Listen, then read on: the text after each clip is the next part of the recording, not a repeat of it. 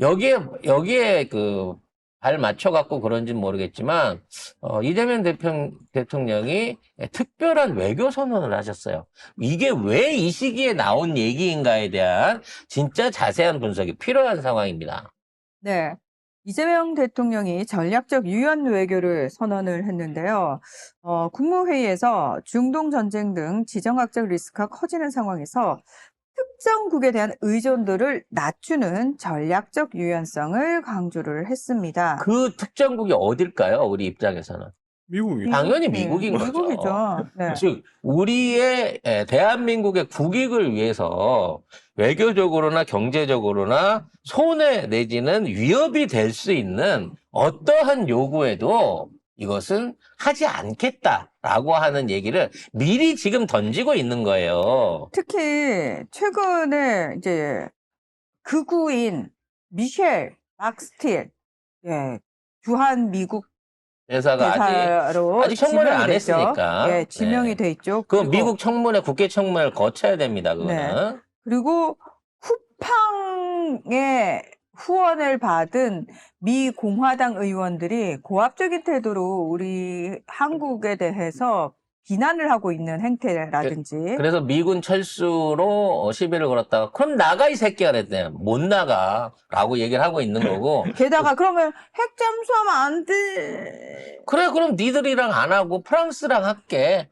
라는 차원으로 지금 갈등을 외교적으로 부딪히고 있습니다. 근데 지금 있는 상황에서 미국이 더 강력하게 못하는 거는 현재 미 국방부가 인정을 하고 빠른 시간 안에 함정 보강을 해야 된다. 지금 미국이 일본제나 한국제 군함을 사들이거나 기존에 있는 걸 사겠다는 거야. 어쩌면 우리 그 광개토 대왕함이나 정조 대왕함 팔라 그럴 수도 있어. 사들이거나 건조를 하는 방식으로도 해군력을 빨리 보강해야 된다라고 하는 미 국방장관의 선언이 있었어요. 그러니까 조만간 그런 요구들이 오게 될 겁니다. 그러니까 지금 미국은요, 옛날에 뭐 지구촌의 바다와 하늘을 패권으로 장악하고 있던 그 시절의 미국이 아니에요. 제대로 움직일 수 있는 물리적인 군사력이 없다라는 게 이번에 다 들켜버린 상황이라는 거죠. 근데 이 상황 속에서 우리가 지금 걱정되는 부분이 뭐냐면은 우리 대통령은 이렇게 계속해서 전략적 유연성이라든지 자주국방이라든지 국익 중심의 실용 외교를 끊임없이 얘기를 하고 있는데 우리 내부의 매국노들이 문제라는 거예요. 저쪽 다른 나라의 극우들하고 결탁해가지고 나라를 팔아먹으려고 하는 신매국노들, 장동혁을 비롯해가지고. 옛날부터 매국노였으니까 걔들은. 뭐. 그러니까 그 구한말에 비견해서 저는 신매국노라고 이름을 붙인 건데요. 근데 국힘당은 거의 다 옛날부터 나경원이나 김태효나 이런 것들이 힘이 많이 빠지고 장동혁이라고 하는 이 리더가 매국노이긴 하지만 사실은 매국노 입장에서 신뢰받지 못하는 본국에서도 신뢰받지 못하는 매국노이기 때문에 다행이긴 하지만 더 큰 문제는 언론이 이거를 계속 부화대동해갖고 이걸 갖다가 한미관계 위협으로 부각을 시키고 있다는 거예요. 그래서 우리가 지금 해야 될 게 뭐냐면은 일단은 여론적으로 쿠팡부터 시작해가지고 이 장동혁 그리고 이 나라를 팔아먹으려고 하는 미국 편에 붙어가지고 매국노들 트럼프 그러니까 반미에 대한 분노를 막 쏟아내는 여론을 막 조성을 해야 된다는 거예요. 그래서 어저께도 대통령이 국무회에서 그 얘기했어요. 우리나라를 남이 지켜준다는 생각을 어떻게 할 수가 있냐. 그러니까. 말이 안 된다. 그리고 한미 관계에 대한 재정의를 해야 된다는 거예요. 상호 존중과 당당한 주권을 우리가 찾아와야 된다는 겁니다. 저 새끼들은 작전권을 이 대통령 임기 말기까지 억지로 끌고 가겠다고 2029년 상반기 때나 줄게. 앞으로 3년 동안은 아무 짓 하지 마라고 얘기를 하고 있지만 지금 대통령은 올해 안에 일정을 마무리 짓고 보고서 이제 뭐 상호 보고서 관련한 내용들이 다 끝나게 되게 되면 바로 우리는 내년 초에라도 전시작전권을 받아올 생각인 거예요. 지금 우리 뉴스에 안 나오지만 어저께 우리나라의 군사용 저궤도 위성 5개가 상용화됐다라고 하는 뉴스가 나왔습니다. 즉 이제는 더 이상 미국의 눈이 없어도 위성 감시 체제가 없어도 24시간 북한의 군사 동향은 물론 미국이 있는 것만큼 완벽하다고는 못하겠지만 그에 준할 만큼의 군사적인 어떤 준비, 안보 상황도 정보 상황도 갖추었다라고 얘기를 하고 있는 거예요. 그 시기에 맞춰서 대통령이 얘기하고 있는 겁니다, 지금. 자, 지난해 11월에 우리 군은 미국 플로리다주 케이프 커네버럴에서 우주군 기지에서 군 정찰 위성 5호기를 발사를 했습니다. 그래서 원래는 이제 한 7월쯤 전력화를 하려고 했는데 지금 2달 정도 앞당겨가지고 이달 말에 전력화를 시킨다고 합니다. 기존의 그 1호부터 4호기가 이미 활동을 하고 있는 상황이고요. 여기에 플러스 5호기까지 같이 감시 정찰 임무를 수행을 하게 되는 겁니다. 우리가 모르는 사이에 한반도에 대한민국이 관리하고 있는 정찰 위성이 5개째 올려져 갖고 감시 활동에 들어갔고 우리 중고도 정찰기를 비롯한 우리 자체적인 정찰 자산만으로도 충분히 북한을 감시하고 킬체인을 동원할 수 있는 이러한 역할을 마무리 지었다는 겁니다. 그리고 엊그제 또 비슷한 소식이 나왔죠. 우리나라의 고체 추진 4단 엔진, 이와 관련된 생산과 양산을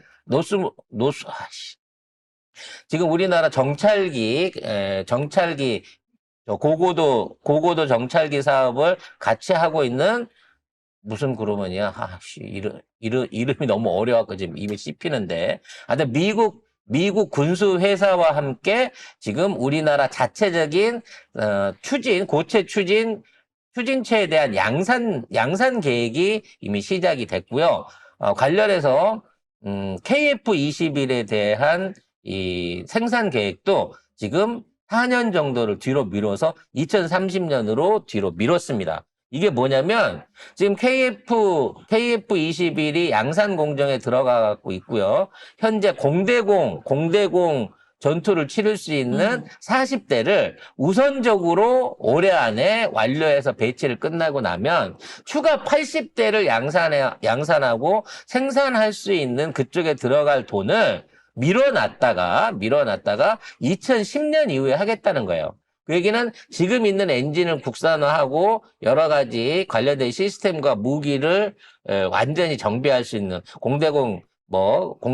공대함 미사일들을 확보할 수 있고 거기에 대한 전술 운영 개념한 소프트웨어를 먼저 개발을 하고 일단은 뭐에다가 그러면 10조 원 이상을 투자하겠다고 하는 거겠어요? 우리나라 잠수함을 핵 추진 잠수함을 3대 이상을 9,000톤급으로 2028년 9년 안에 비행기 대신에 잠수함을 선제 확보하는 쪽으로 지금 국방력 증강 방향이 바뀌어지고 있다는 겁니다. 이거 놓고 이제 많은 분들 그러면 뭐 돈이 없어서 KF-20을 개발 못 한다는 거 아니냐.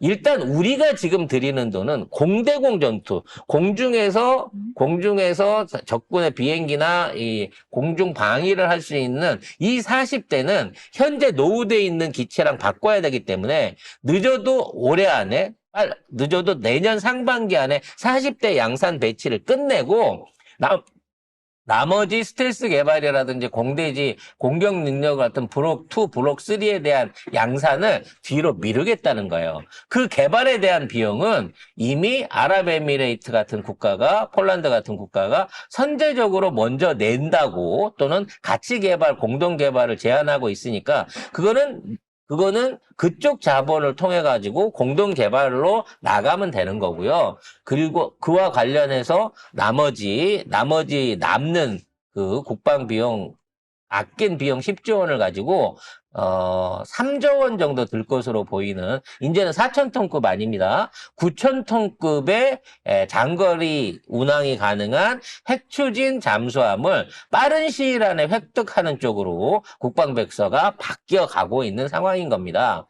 뭐 관련해서 최근에 우리나라 그 KF-21 소스코드 관련된 얘기가 있었어요. 아랍에미레이트나 사우디가 요구했다라고 하는데 사실 무근으로 확인됐습니다. 그러니까 정비 능력이라든지 내부 자체적인 무장을 달 수 있는 무장 프로그램에 대한 협조 요청은 공식 문서로 있었으나 소스 코드를 달라는 얘기는 없었던 겁니다. 중동 쪽에 있는 군사 전문 조그마한 매체가 그냥 지네들이 추측으로 쓴 기사를 또 국내 언론이 끌고 와가지고 아랍에미레이트가 소스코드 달라 그래갖고 KF-21 관련한 공동개발 계획이 무산됐다 이러고 또 가짜뉴스를 띄운 거예요.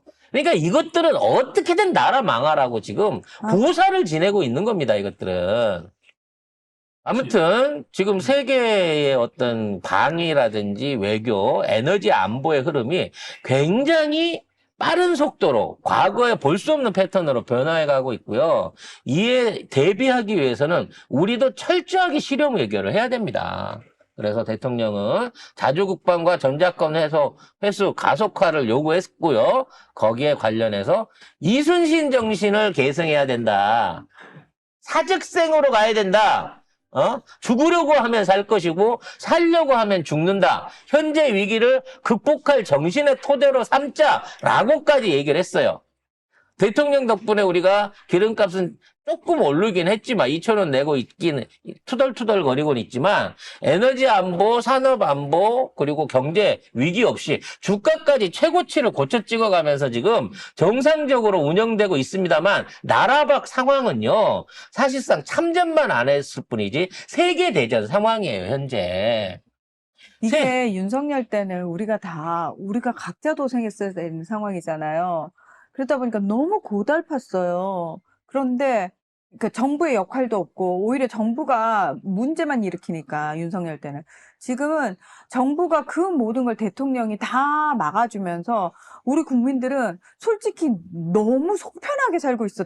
지금 다른 나라에서는 전쟁이 나서 난리가 났는데도 쓰레기 봉투를 걱정하는 삶이 그 나라에서 보면은 얼마나 우습겠어요. 그래서 또 이재용 우리 플라워 오빠가 좋은 소식 하나 전했잖아. 국내에서 탄소 포집한 걸로 갖고 기존에 나프타 생산할 수 있는 기술을 개발을 했다고.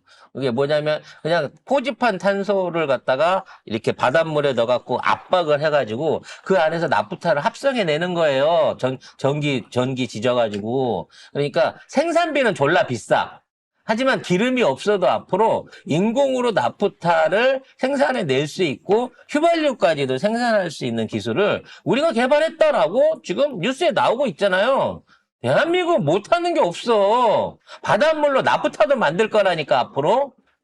관련한 내용들 앞으로 나오는 대로 지속적으로 보여드리도록 하고요.